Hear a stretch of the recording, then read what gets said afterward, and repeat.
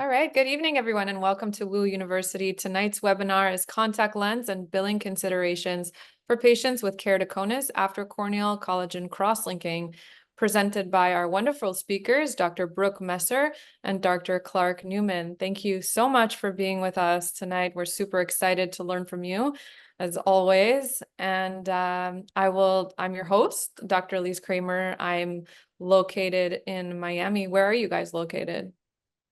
I'm in West Fargo, North Dakota. I'm in Dallas, Texas. Perfect. So thank you to Glaukos for supporting this event with an unrestricted educational grant. Next slide. So just a few housekeeping items before we get started. This is a 1-hour CE course. So for each hour of CE units, attendees must be online for a minimum of 50 minutes. For a COPE certificate, please fill out the survey link, which will be in the chat. The survey link will also appear when the webinar ends. CE certificates will be delivered by email and sent to ARBO with OE tracker numbers, but there's also going to be a QR code at the end of the presentation. So if you have the OE tracker app on your phone, you can use that to get instant CE. If you don't have the OE tracker app, it's not a big deal. We will send the certificates by email. You cannot use your camera on your phone to scan the QR code. You would need the actual app. You can ask questions using the Zoom on-screen floating panel that you see below. So the chat, try to keep it for logistic questions. If you have any questions about Zoom or about the CE. But if you have questions for the speakers, please put them in the Q&A. We will go through as many as we can toward the end of the presentation. Next slide. If you're using the mobile version, it's a little different. You'll see the Q&A there at the top. And then to go to the chat, you'll have to click on those three dots that you see there at the bottom, and then you'll have more options in the chat. So I will introduce our wonderful speaker, Dr. Brooke Messer, who received her Doctor of Optometry degree from the Southern California College of Optometry and subsequently went on to specialize in cornea and specialty contact lenses by completing a 1-year residency. She is highly trained in fitting specialty contact lenses for keratoconus, post-surgical corneas, and other corneal diseases, as well as multifocal and orthokeratology contact lenses. Dr. Messer has authored many articles for various publications and enjoys teaching other doctors complex contact lens fitting techniques and surgical co-management topics in classroom and clinical settings. Dr. Messer is a fellow of the American Academy of Optometry and Scleral Lens Education Society. She serves on the education committee for the North Dakota Optometric Association and is the advisor to the optometric residency program at Vance Thompson Vision in West Fargo.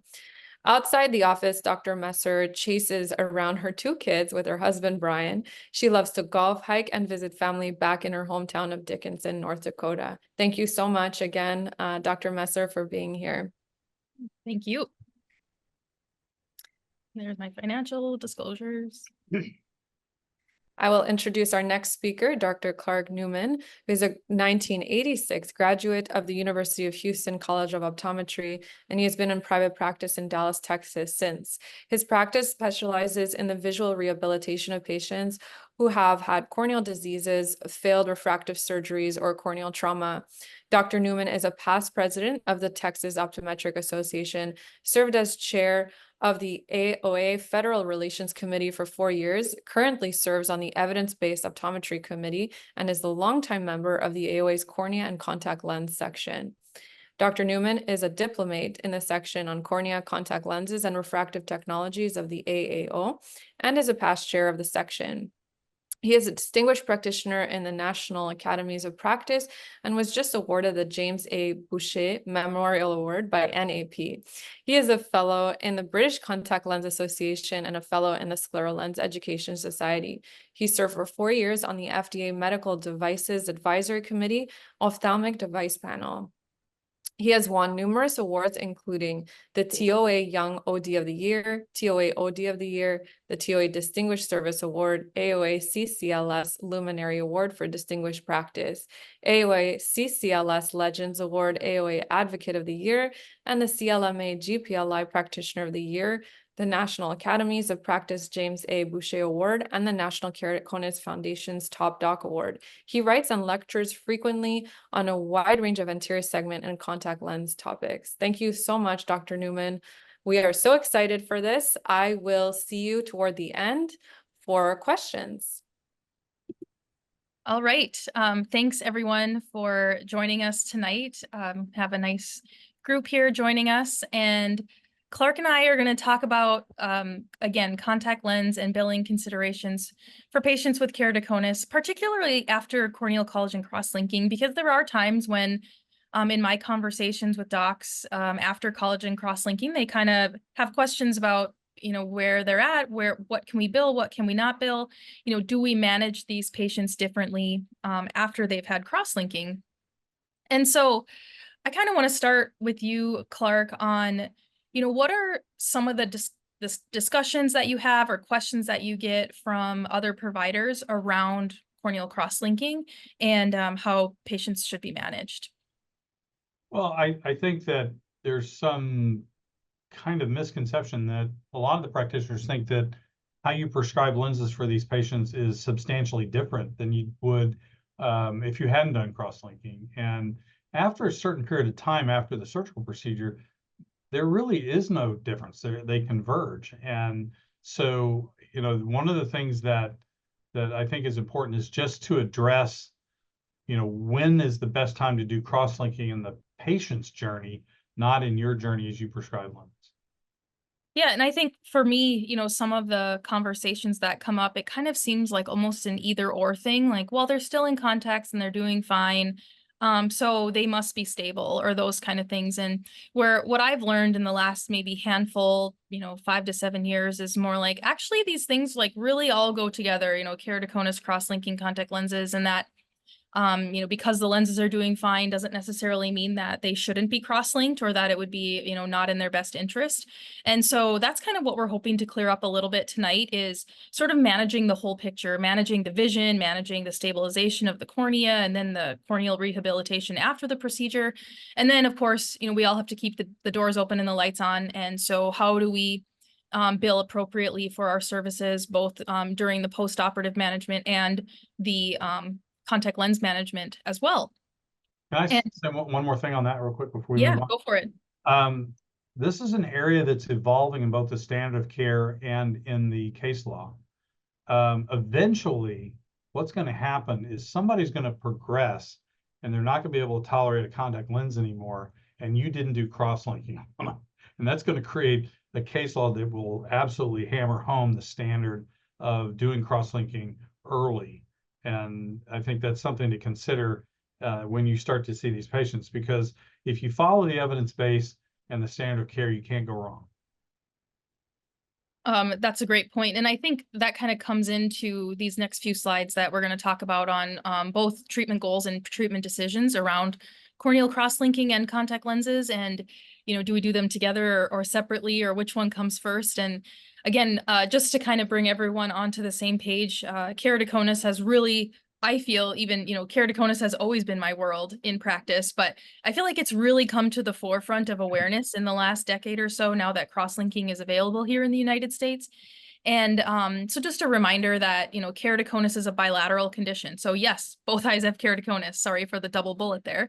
And that it's often asymmetric. So even if one eye is maybe subclinical, they still have the collagen that makes them susceptible to developing keratoconus. And so we have to kind of look at it as a bilateral condition.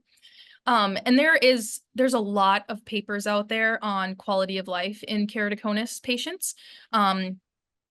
And something that I like to remind myself is that quality of life is influenced by the better seeing eye. So when I'm talking to patients about, you know, should we cross-link one eye, which eye should we cross-link first, and those kind of things, I always remind myself that the quality of life is influenced by the better seeing eye. And, you know, so that sometimes reminds me that even though this patient is doing really well, they have a busy life, they don't really want to take the downtime to cross-link that better seeing eye. This is one of those thresholds. And so I like to remember that it's so important to cross-link the better seeing eye if there are any signs of keratoconus. And that keratoconus, another sort of new definition or new understanding of keratoconus, is that it continues to change over one's lifetime. You know, we used to say that age 40 was kind of that landmark. So by the time someone hit 40, 45 years old, the clinically significant change noted in keratoconus really isn't, it's not clinically significant anymore, where now we see patients into their 50s or late 50s. And I think it's just because we have better tools to monitor these patients that we see keratoconus continue to change beyond the 40s and into the 50s, mid 50s. And again, it's a spectrum that never really stops changing. It certainly slows down. There's no denying that. But again, it's never too late to crosslink if you can support the progressive nature of the condition. So, Clark, can you kind of walk me through when you have a patient in the chair and you've talk to them about having keratoconus, and let's say you can prove progression. So you have data over, a year or whatever. How do you decide the right time, which eye first, how long between eyes? How do you coach your patients around this scenario? Well, I think, if you've got progression and you have a way of stopping progression, that's a standard of care issue that needs to be honored, and you need to do it sooner rather than later. And I think as we look at younger patients, particularly in their second decade of life, you've got a young teenager that's demonstrating progression, you should cross-link them very early, because the sooner you cross-link them and the less they progress to vision destabilization, the better their quality of life is going to be all the way around. And that's particularly true in their teenage years when so much is formative, particularly at school and things like that. So younger patients we lean into very much so. The older patients, I look at them, look at their face, good, hard, and heavy. I mean, if you see big wrinkles in their forehead and you see, big turkey neck or something, they're cross-linked. And so you don't need to lean into them as much. But if you do demonstrate progression, there is data that shows that even in cross-linking 50-year-olds, you can get an increased rigidity to the cornea, and that can lead to less progression. Yeah, I think it's all about progression, so if you have data that supports progression, it really doesn't matter what their age is. And so the time is, when it's when we support that progression. And I agree that, young patients, sort of the time is now, why would we wait? And older patients, you can definitely, be aware of potential for change and monitor. But do you have to monitor them as closely as we would a young patient? Certainly not. How about between treatments, when you have a patient that needs both eyes cross-linked? How close together are they having their treatments done? Well, I mean, so some of that I think is predicated on how, what do the two eyes look like? I mean, yes, we want to cross-link and protect the better seeing eye first, but if a window's closing on cross-linking the other eye, sometimes we'll start there.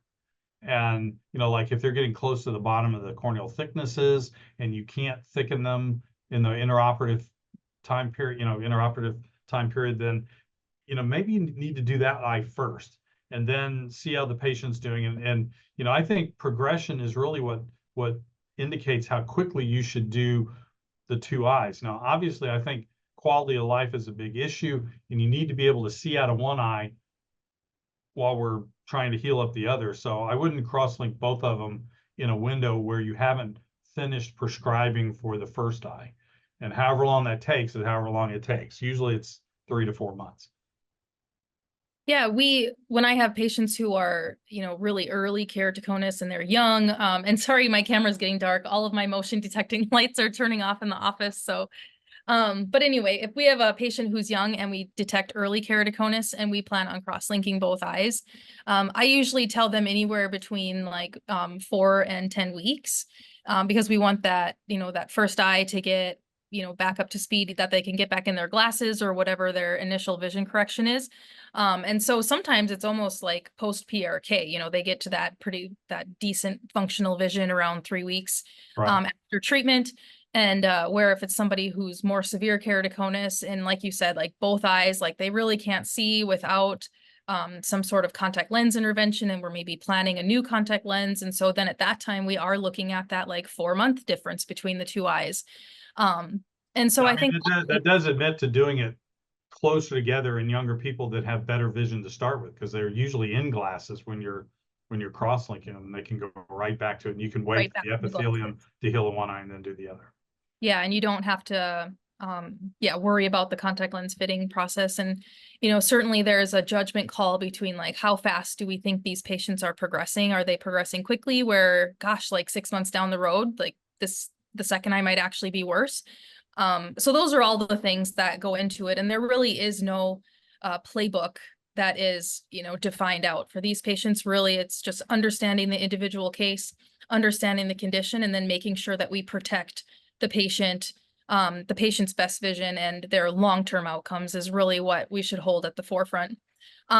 This is a really great paper that I love, and I love to have my residents read it. I recommend students read it when I talk to students about cross-linking. And in a way, I kind of see it as like sort of like an updated CLEC in a way, where, you know, the CLEC study gave us so much information about patients with keratoconus.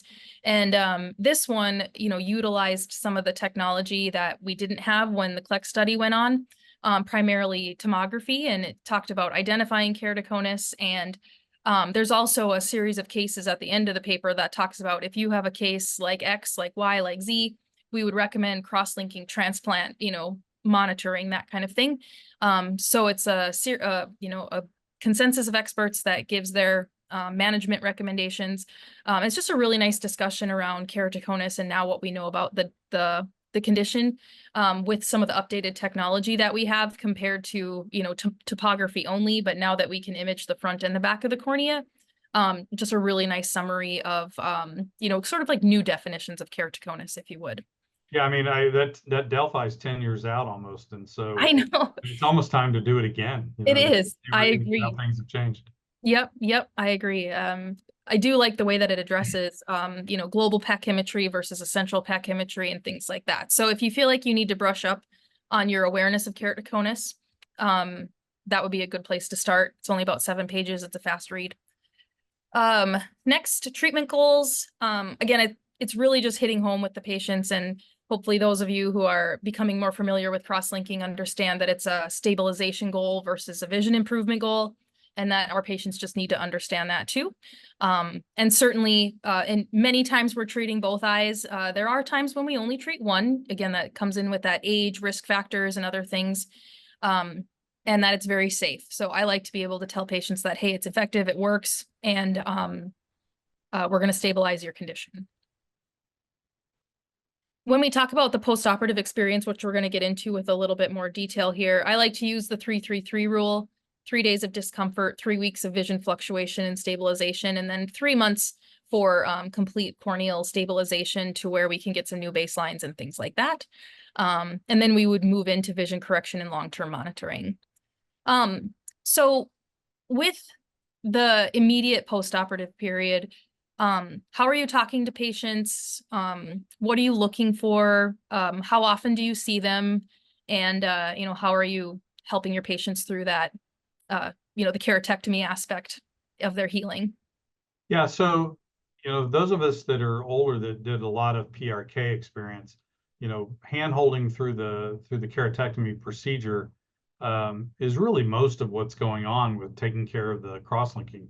You know, there is some haze that's involved in the corneal remodeling, but most of this is, you know, hand-holding as the epithelium reorganizes and replaces itself. And so, you know, you just got to let them know ahead of time. I mean, one of my rules of life is it's easier to diffuse a bomb than clean up after it goes off. So the more a patient knows about what their experience will be like before they go into it. I mean, it's very reassuring when a patient's going to go through a painful experience and a visually disturbing experience that you knew that was going to happen ahead of time. And if you set their expectations, now you have a partner in the healing process rather than somebody who's, you know, anxious and wondering why you didn't tell them that ahead of time. So Yep. a lot of it's about talking to the patient ahead of time and making sure that they're doing well. Don't be afraid of other techniques. You know, if they're still hurting 3 or 4 days down the road, psychoplegia them. You know, that can't hurt. You know, it really helps control the pain experience, and just make sure that they understand that their vision is going to fluctuate quite a bit in the postoperative period. Because One of the things they're worried about is that they're going to be worse off after you do this.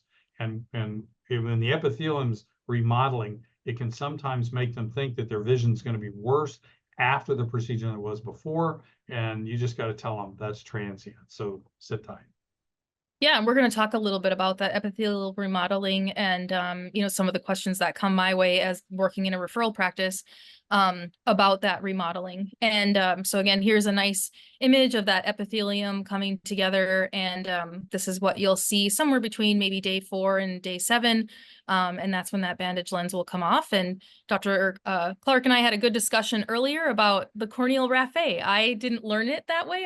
It was called the epithelial ridge for me. And so fancy new word for me tonight is the corneal raphe. It's just a medical term about some heaping tissue. Yeah. And And all over the body. so we'll again take that bandage lens off once we see you know, that nice ridge there coming through the cornea, showing us that the epithelium is closed. Over the 1-month process, you might see some anterior corneal haze.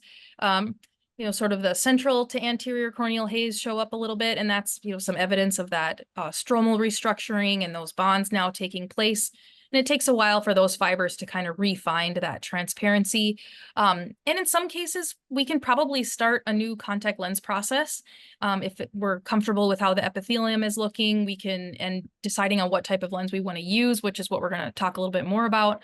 So I guess, Clark, do you have anything to add about that? We are going to get into the specific contact lenses in a little bit, but how do you decide when it's time to resume contact lenses? Well, you know, obviously, visual function, you know, irrespective of the integrity of the anterior surface of the cornea, you know, the visual function of the patient can lead us to start sooner rather than later. I mean, if they're doing great with one eye, you know, it won't kill you to give them an extra couple of weeks. You know, you give, you know, start at 5 months instead of 4 or whatever. But if they're struggling visually, you know, you can usually start as soon as the epithelium looks normal and the haze is beginning to dissipate a little bit. You know, I'm unaware of any papers that indicate that having corneal haze in the presence of contact lenses is deleterious to their recovery. But, you know, the less stressful it is on the cornea, the better. Yep, I would agree with that too. Long-term monitoring, you know, that 3 to 6 month period, that's when we kind of say that that epithelium is resolving, it's smoothing out back to its normal shape, and we can anticipate a fairly stable spectacle Rx. So if it is a patient who can wear backup glasses, you know, that's about the right time to start prescribing that, and then start getting those new baseline measurements as well so that you can monitor that cornea long-term. And continue to monitor that haze resolution because it tends to get better 6 to 12 months post cross-linking. Most patients aren't going to have it. And, you know, something that I've learned over the years is that that corneal haze tends to bother us a bit more than it bothers the patient. So most patients don't even know that they have an issue. And so just continue to monitor. And, you know, if it's really dense, you could certainly keep the steroid on a little longer. But in most cases, it's something that it is transient and it kind of resolves itself. And here we have a nice image of long-term monitoring. This is a 13-year difference between these, almost to the day, 13-year difference between these corneas. And this is a patient of Clark's that has some nice, this is an elevation map here, but you can just tell how that cone has pulled back with those strong bonds. So you actually have a bit of shallowing on the cornea. Just a little pivotal trial data to lean into our epithelial remodeling discussion, because it does play into how I select lenses and when I select starting contact lenses. So again, in the primary data around corneal cross-linking, at pre-op, you know, patients had a baseline keratometry, max keratometry finding, and then at 1 month, it actually steepened. And then it flattened out to 12 months to where they were actually about a diopter flatter than when they started. And so again, we're going to dive into why that happens a little bit. And then I just wanted to, the 10-year data is fairly new and just wanted to share that with you all that, as you can see in that middle graph there, 81% of patients are no change or even slightly flatter than to start. So you can tell your patients with confidence that, hey, this treatment works, it sticks around, and that you can be confident that you're going to have long-term stability of the cornea. So let's talk about the epithelium after cross-linking and why we see that postoperative steepening. So that this is an epithelial map on the cornea, and the epithelium is the thinnest at the apex of the cornea and thickest at the base. So I like to say that the epithelium is actually really smart in the way that it tries to, diminish what the cone does to our vision or to the patient's vision, and then it increases at the base so that the cone is actually smaller or shallower than what it truly is when the epithelium is in place. So when we go in and we remove that epithelium during cross-linking and that epithelium grows back, it's going to grow back in that 50 micron thickness over time. And it's actually going to enhance the cone because now the epithelium at the apex of the cornea is actually thicker than it was pre-cross-linking, which is why we get that enhanced cone similar to that pivotal trial data. So we saw that steepening again, that's because of that thickened epithelium at the apex. It takes a while for that epithelium to kind of find its way back to that thicker at the base, thinner at the apex. And then that's when vision starts to stabilize. They kind of move back to their pre-cross-linking, similar to their pre-cross-linking refractive error. That's when patients start to settle into and feel, better that, okay, things are getting back to normal. Referring providers are less worried because the numbers are approaching baselines. So that's just something I think is important to know, especially if you haven't seen a lot of post-cross-linking patients, that if you do start to manage them in your practice, which we all are capable of doing, just not to worry if you see that, 3 to 4 month period where the Ks are slightly steeper. This is just a map here that shows how irregular the epithelium is across the various grades of keratoconus. And so the more severe the keratoconus is to begin with, leading into the cross-linking, in my experience, the longer it takes to get to baseline. So again, if you have, quite an advanced patient with keratoconus that still qualifies to get cross-linked, just encourage them, remind them, let them know that, hey, it's a bit of a long haul to get to vision recovery, but certainly it's worth it. Let me say one thing here. Go. If you think about this, folks, it's all about epithelial shearing from the upper lid. As the cone protrudes anteriorly, the tension of the lid against the cone is greater than it is against the base. And that's why you see these excess modeling effects as the cone gets steeper, and why you see greater shifts post-operatively as the epithelium remodels, as it slides in from the side, and then the lid works on its magic on it over time. But yeah, so it will take longer with the more severe cones. And then here's just a case example of mine where, pre-op Kmax of 65, and then 6 months, 68, and then at nearing 1 year, back to 65. So again, just a bit of a process, and we can confidently reassure our patients that, hey, cross-linking works, and it just takes time to recover that visual refractive error. All right, so let's dive into contact lenses a little bit on, kind of starting with simple patients and soft lenses all the way up to more complex with hybrid and scleral contacts. To me, I think soft lenses can be started about, as soon as the epithelium can tolerate the on and off of a contact lens. Patient might want to use some lubrication and things like that to make sure the lens comes off and on nice and easy. Things that interact with the epithelium a little bit more, like say a corneal gas perm, that's when we want to wait a little bit longer till we're really confident that it's really anchored in and approaching some stability. So basically, in my opinion, if the corneal shape is affected and it touches the cornea, then maybe we have more patience.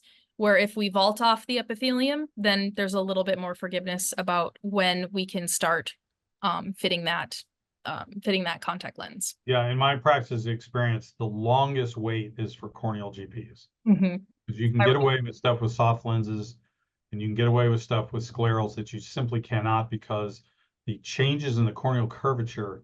Remember, the back of a contact lens is a geometry problem. The back of the lens has to line up with the front of the eye. If the front of the eye is changing all the time, you're not ready to align you're doing a snapshot of a moving target. Yeah. So sclerals, because you're vaulting over it, those changes can occur behind the lens and not really affect what you're doing. Yep, and thankfully the tear film kind of mitigates some of that too, the steepening and flattening that tear film helps cancel out some of those powers. Again, just to kind of hit home again on the haze, that it's a temporary transient thing, and it's, you know, evidence of those stromal fibers restructuring in their shape, and there's that temporary loss in transparency, and it resolves, you know, 6 to 9 months post treatment. So again, I don't get too excited about it. And do you have any words of wisdom for us, Clark, on haze? Well, I mean, use your common sense. If there's more haze, wait a little bit. You know, keep Yep. treating with steroids. You know, Yep. it's not going to kill you. It's not going to kill them either. There's no set thing. You know, treat the patient individually. If you've heard me lecture about contact lenses and keratoconus before, I often use this picture in that, you know, keratoconus and scleral lenses, keratoconus and gas perms. Wow, you know, what a duo. They just really go together. But now that cross-linking really has entered the picture, I think we have more of a trio now, because we need to keep cross-linking. You know, now keratoconus and cross-linking should go together, and then contact lenses kind of swoop in to you know, close the game here. So we kind of want to, again, think of these three things as they all go together. It's not either or. So a patient who is in a well-fitting contact lens, you don't really hold off on a referral just because of that, just because they're happy in their contacts. We really shouldn't wait until vision has changed in their contact lenses to refer patients. And one of my favorite pieces of data that, you know, as I've lectured more on this particular topic, is in 2004, so like way before cross-linking was available to us, the CLEX study made a statement that said clinicians who manage patients with keratoconus can be led into what they called therapeutic complacency when they're only considering acuity in the contact lenses. And, you know, we only see patients for, you know, what, like maybe 2 hours of the entire year if we're going through a fitting or a new prescribing process with them. And we don't see them at the end of the day when their eyes are red and itchy and those kind of things. And most patients with keratoconus wear their lenses, you know, less than in the day than when somebody compared to comfortable soft lenses. So they just have more challenges related to comfortable lens wear. And so again, we can't let the contact lens acuity deter us from prescribing or recommending a treatment that can stabilize their condition. Yeah, if you think back to the comparison slide of the guy over 13 years and how I used elevation maps, Yeah. that's my go-to for looking at progression, both the anterior and the posterior elevations, because that's where you really see the tail of, is this cornea really steepening in this patient? I mean, because corneal curvatures, tangential maps and diopters of curvature, there's some they can lead you astray sometimes. So look at those elevation maps. That's really the way to monitor. Yeah, I wish in a way that that's one of the challenges. It's like we know that our patients of, you know, a certain age should be cross-linked, but sometimes it's hard to prove progression at times because of those curvatures and like catching it at the right time. And insurances want numbers that are maybe not as you know, up to speed as how we look at keratoconus, because, you know, like on elevation maps, elevation data might be difficult for insurances to take because they want to see Ks. And sometimes they don't even take visual acuity. They just want Ks or refractive error changes. So we just have to keep pushing for that and, you know, keep educating those payers on what real progression is. Anyway, so now we're gonna move into contact lenses and discussing just a brief discussion of each kind of contact lens type and what we use, and then we'll talk about how we bill for them and that kind of thing. So again, as I mentioned before, frequent lubrication with soft lenses, and I like to recommend them as soon as I think the epithelium can handle that. And most of my patients who have keratoconus yet wear soft lenses have a pretty normal visual axis. So most of the time, these are our more mild cases where the contact lens optics are going to be over a fairly normal part of the cornea, and their regular part of the cornea is, you know, still below the visual axis.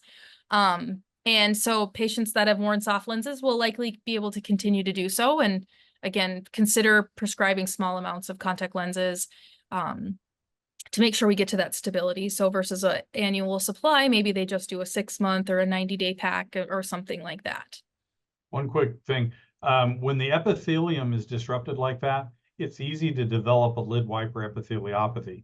So one of the things that I do before we put a patient that's had cross-linking back into lenses, even if it's a soft lens, is stay in the patient and take a look at the lid wiper and make sure it's not a mess, because you can create misery for the patient if you start when you've got a really bad wiper.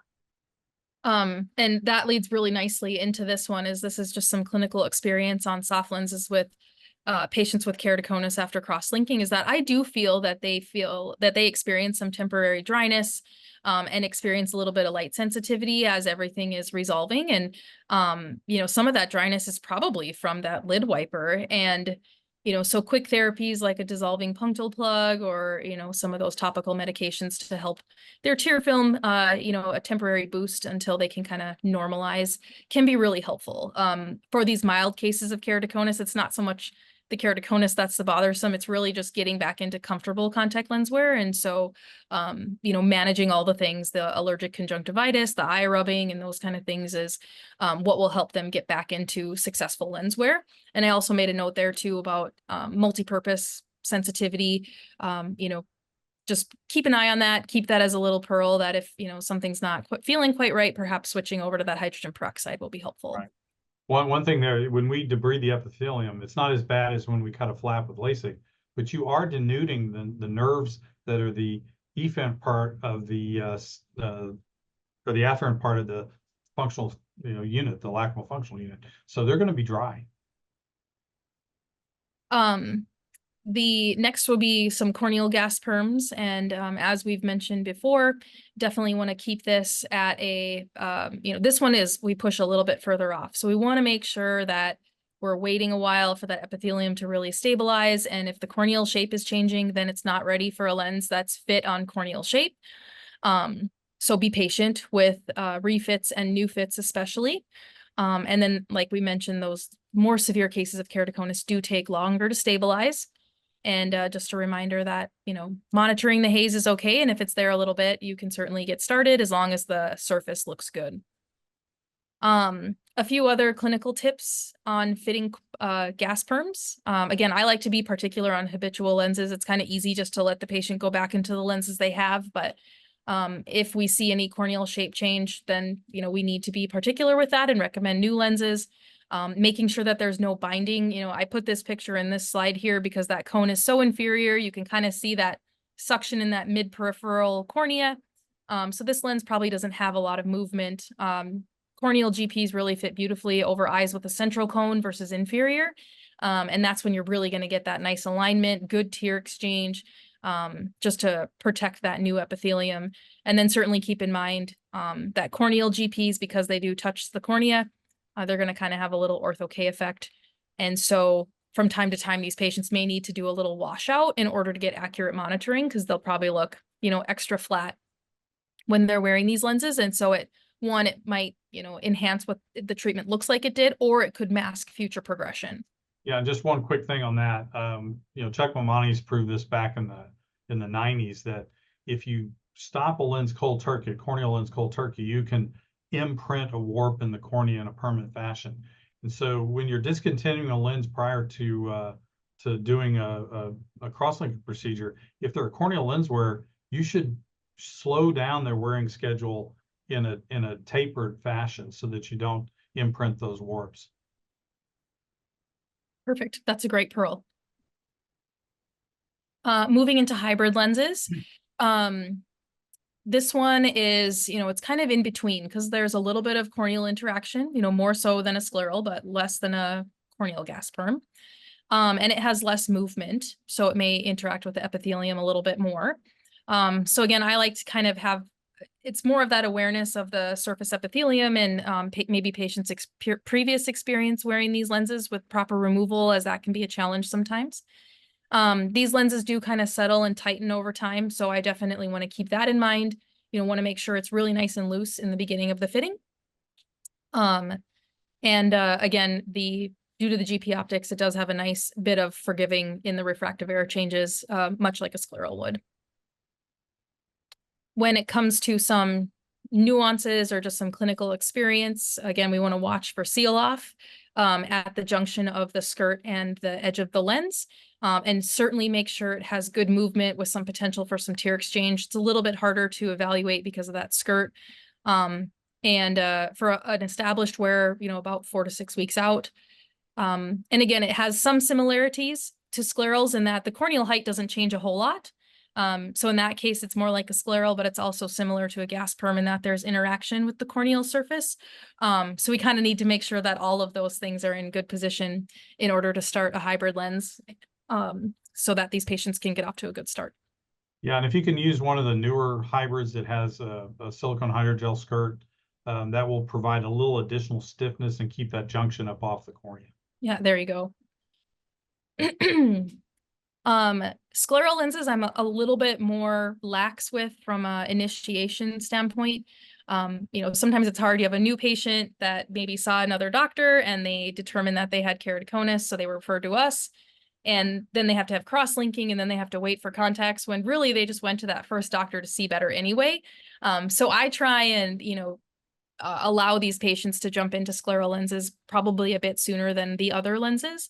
So my habitual scleral lens wearers, I will have them bring their lenses in around 2 weeks after treatment, 3 weeks after treatment, and put the lenses on to evaluate how things are looking. And are we protecting that epithelium? Are the lenses coming off okay? Those sorts of things. New scleral fittings, I'm starting to initiate around 1 month post cross-linking. And have had good success with that. Haven't had to make significant remakes, you know, 6 months out or anything like that. So overall, pretty happy with how that's going. And again, I don't believe that the corneal depth changes significantly with the epithelial remodeling. However, your elevation map said that it changed by 100 microns over 13 years. And so, you know, you still have to monitor the patient. But again, in that early fitting process within that first year, I have yet to see significant change to the point where I'm forced into maybe a second or third warranty because of change post cross-linking in that first refitting. And the good news is that the vast majority of those changes that do occur are flattening. So you're increasing your clearance, not decreasing it. And yeah. So building a cushion in a way. I mean, you've got the whole oxygenation through thick tears, but that notwithstanding, it's not like the cornea is going to steepen and bump into the back of the lens. That's not going to happen. Yep. Scleral lens considerations, just some nuances here. Again, we want to be mindful of that clearance, not get too aggressive to keep it too close. And during the process, you know, scleral lens fitting takes a little bit longer than maybe some of the others. So we can't forget about establishing those baseline topographies if the timings approach. Again, establishing a short break from lens wear. You probably don't need to stop contact lenses as long as you would a corneal gas perm in order to repeat baseline testing. But you know, a 24 to 48 hour break when we're obtaining new baselines is helpful to get a little bit more accurate repeatability. Yeah, for that, it's more important to do washouts for baselining more for the haptic than the optic. You know, because how does the edge imprint into the conjunctiva? And you want to make sure you don't have impressions from the previous set of lenses when you're trying to evaluate a new diagnostic lens. Yeah. Yeah. So now we're going to get into kind of the nitty gritty here on some of the billing, and then we're going to kind of talk like real life billing at the end. So Clark, I'm going to let you take it here and just let me know when you want me to go to the next slide. Okay. So real quick, in billing for corneal cross-linking, you can really only bill if you're the guy doing the procedure. And in some states, like in my state, we're not allowed to do that. So I can't bill for either of these things. So my follow-up procedures are basically billed fee for service. The temporary code that exists right now for corneal cross-linking is the 0402T, and that does not have a global period, and there is no determination of post-operative assignment. That means that the surgeon doesn't, like in cataract surgery, the surgeon doesn't have to release a patient to you for the post-operative amount because there is none. Now that's probably going to change at the end of this year, and we'll probably have a 60,000 code at some point late this year or early next year, and hopefully it'll have a global period of 0 so that we can manage these people straight out of the blocks. But it likely will have a 10-day management period on that. Okay, next slide. Sure. Okay, when you're talking about keratoconus, the only prescribing code you should use ever is the 92072 code. And it's the fitting for contact lenses for management of keratoconus initial fitting. And there are three subtext instructions there. The subsequent fittings are reported with E&Ms and general ophthalmologics, and you don't report a 92072 in conjunction with the 92071, which is the bandage code. So if you're using a soft lens after crosslinking, you're still using the 92072 code to prescribe soft lenses. Now, the last one is that you're supposed to report your supply of lenses separately, and there's a trap in here. I actually served on the edit committee that created this code, and I didn't want this in there, but it was already in another place in the 92071 code or in the old 9207 code. And it's like, use the 99070 or the appropriate supply code. Here's the trap. The 99070 is never covered by any insurance. Don't ever use it. Always use the HCPCS V code, which is the appropriate code for what we're doing. Okay, next slide. Now, there was some concern about initial fitting. The plain language of a text of a code rules unless there's ambiguity. And when there's ambiguity, it goes back to the edit committee, and they release their findings in what's called CPT Assistant. And this is the CPT Assistant on the initial fitting. Originally, we meant it to be the first visit of each discrete individual fitting interval. And if you highlight the bottom, you'll see what, if the lens needs to be changed because it no longer fits the patient's needs, the fitting of a new lens is considered an initial fitting. So it's not once per lifetime, it's each discrete interval. But if you have a subsequent, like you're trying to replace a lens that wasn't working, you build intermediate ophthalmologics or E&Ms. So these are basically the lenses that we use for prescribing for keratoconus. You use a gas perm, corneal, and that's per lens. You use the sclerals, and a corneal scleral lens. So what it says here is contact lens GP, scleral lens per lens. Soft lenses are actually in this category because they are gas permeable. It doesn't say rigid gas permeable. So this is a lens that goes out on the sclera that's soft, that's justifiable, okay? And so those are the two lenses that would be under the V2531.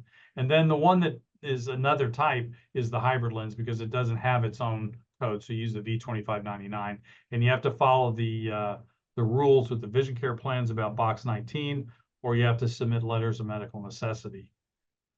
So any material, like even a custom soft, because it technically has some permeability compared to, say, PMMA, even a custom soft lens with a lower DK compared to a Sci-Hi would still fall under the if it's gas permeable at all. I mean, when we look at, and the rationale is there in the scleral codes. There exists a scleral code V2530, which you should not use. And what it says there is contact lens impermeable scleral per lens. And so basically it's whether it's impermeable or it has gas permeability, however high or low that is. And so it's a GP all the way around. So what about the V codes that say like hydrophilic something, the soft lens? I don't know the exact wording offhand, but is it like V2520 where it's like soft toric? You can use those as well. Those are legitimate codes. But if you're using one of these specialty lenses, like a Novacone or something like that, that's different than a standard soft lens. And for those, I think you can use, you could make a case that those actually fall under the 2599. And I think either one of those could be rationally justified. Okay, that's good to know. That's a good point that I haven't discussed before. And I've used them as a more of a, miscellaneous type, but it's good to know that they may fall under there too. So yeah, I mean, if you're talking about just like a standard toric soft lens, I think it's hard not to bill a V25. Correct. Yeah. Is it V2520 or something? I don't quite remember offhand, but well, the rigid lenses are 20 and 21, so I think it's 22 and 23. Okay, the sphere and the torics.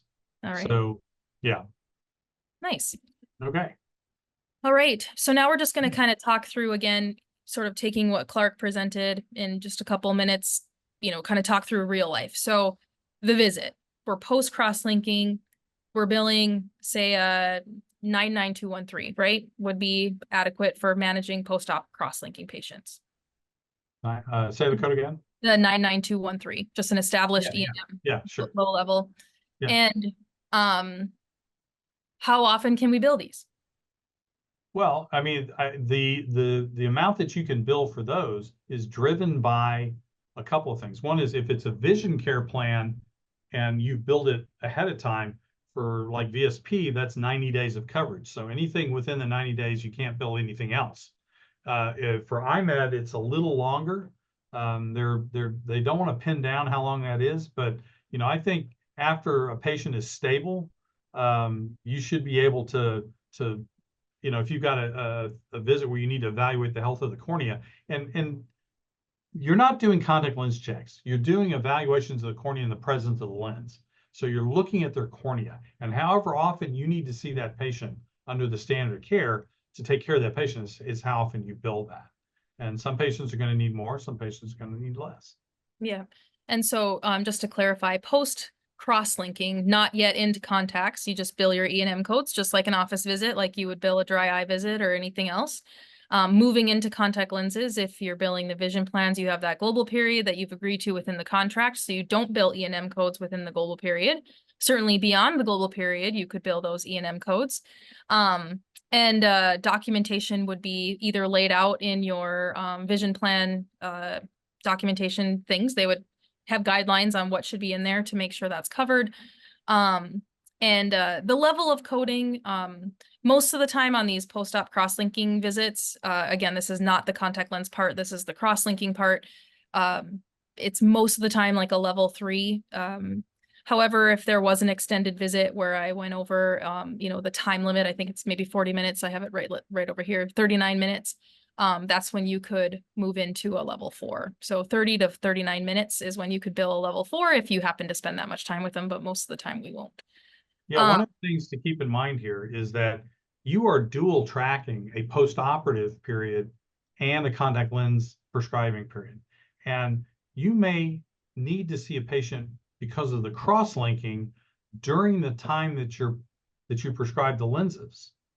Well, if you can document that your visit is for the cross-linking, the vision care plans can't tell you what to do in a private right of action with the billing of a visit for a post-operative visit. So that's extra contract with the vision care plans. So there may be times when you do bill a service in the 90-day period, but it's more structured towards the cross-linking and not monitoring the contact lens. Just make sure that your chief complaint, your test indication, and your assessment and your plan are all aimed at the surgical visit. That's a good reminder too, because I think we probably end up giving away a little bit of service during that contact lens global period in the presence of a vision plan when we're also managing the cross-linking. Mm-hmm. How about like testing, like I have both of these here, anterior segment OCT, corneal topography in that post cross-link, because some people want to use the anterior segment OCT to fit the scleral lens. If I did an anterior segment OCT every time, could I bill it every time? Or is there a limit to that? Well, just understand that if your utilization is higher than the people in your area around you, you're poking your head out and it's going to get lobbed off at audit. And remember what I say in my lectures, it's not what you bill, it's what you get to keep at audit. That's the important thing. So if it's medically justified and medical necessity is established in CPT by a rational chief complaint, an indication to do the test, an interpretation, and an effective and how it has to affect your clinical decision making. If you can document all of those things, you can bill for every one of those visits, no matter how many times you do it. And it would stand up in an audit. Yep. Yeah. Go back a slide. Yep. Yeah. ABNs. I get tons of questions on this from my column in Spectrum. ABNs only belong to Medicare. You don't do ABNs for Blue Cross or Aetna. And you certainly don't do it for VSP. Only Medicare. Okay. All right. All right. And can I bill above and beyond insurance? That would be balance billing. And that would be most likely a no. That's something that needs to be in the, understand your contracts with your insurance companies. But typically you're not allowed to balance bill. But what about extras? You know, if somebody wants aberrometry correction in their contact lens or a multifocal contact lens, how do you educate patients around these options and manage it appropriately within, you know, say a medical or a vision plan? Well, if it doesn't push you beyond the maximums, we incorporate those fees into the cost of the lens for billing to the vision care plans. Sure. There you go. You know, if it's something that's, you know, that you need like a molded lens or something that's outside what the plan's going to pay, you've got to have a long talk with the patient about, you know, can you afford to do that under their vision care plan, even though you're contracted to do it. You know, you can lose a lot of money doing that if you're not careful. And that's a hard way to keep your lights on, is when you're losing money seeing patients. So read your contracts. As far as using a contract with the patient, I don't do that. Okay. I think you can get into all kinds of conflicts there. We have like a form that sort of lays out the process. It's not so much like we're engaging in a business agreement or anything, but it does talk about like, hey, here's your period of time, the 90 days or whatever it may be. And that's just disclosure. certain That's not a diagnostic. Yeah, it's more of like a disclosure. Exactly. Like, hey, we may bill diagnostic testing. We're going to bill visits. We don't do vision plans, so all of mine are office visits and things like that. So again, it's more, a disclosure form would be more appropriate from what I use versus telling them it may take more than one lens. Boy, is that important. Diffuse that bomb before it goes off. For sure, for sure.